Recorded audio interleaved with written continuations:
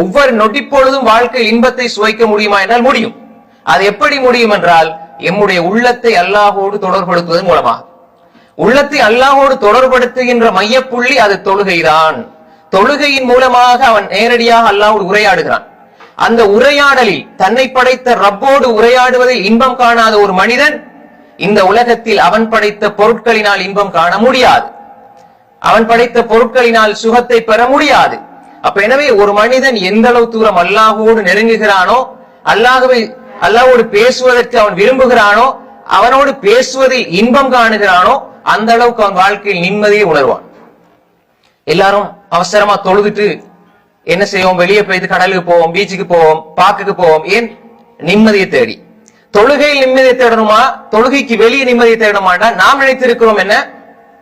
தொழுகைக்கு வெளியே. ரசூல் ஸல்லல்லாஹு அலைஹி வஸல்லம் சொன்னாங்க, பிலால் அகிமிஸ் ஸலா, தொழுகைக்காக இகாமத் சொல்லுங்க, அதன் மூலமாக எங்களுக்கு நிம்மதியை அடைய செய்யுங்க. அப்ப தொழுகையில் ரசூல் ஸல்லல்லாஹு அலைஹி வஸல்லம் சஹாபாக்களும் நிம்மதியை தேடினார்கள். நாம் தொழுகை அவசரமா முடிச்சிட்டு வெளியே போறோம் நிம்மதிக்காக. போறது தப்பு கிடையாது. ஆனா நாம் எங்கு தேடுகிறோம்?